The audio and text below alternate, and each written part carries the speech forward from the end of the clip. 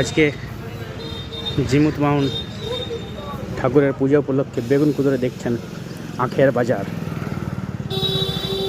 সারি সারি আখ বিক্রি হচ্ছে। রাত্রেবেলায় এখানে পূজা হবে। সারি সারি দুপাশাড়ি আখ যে যেমন পাচ্ছে কিনছে। আর এদিকে জিমুত মাউন্ট ঠাকুরের পূজার সমস্ত সামগ্রী বিক্রি হচ্ছে। শসা, কুঁদরি, শালপাতা, টিংলা সমস্ত কিছু এখানে পেয়ে যাবেন। সকাল থেকে বেগুনকুদরে সাজো সাজো রব, খালাপত্রি সমস্ত সামগ্রী এখানে পেয়ে যাবেন। দাতুন যা কিছু দেখছেন সমস্ত কিছুই পুজোয় ব্যবহৃত হয়।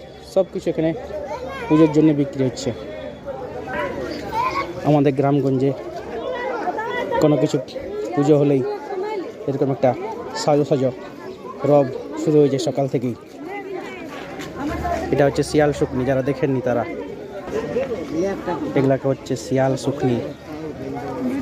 এগুলোও জিমুত মাউন্ট ঠাকুরের পুজোতে ব্যবহৃত হয়।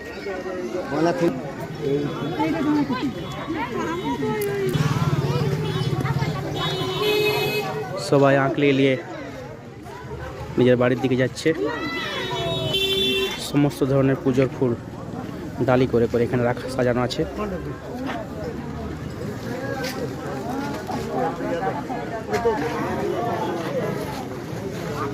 বেগুনকুদর বাজার সকাল থেকেই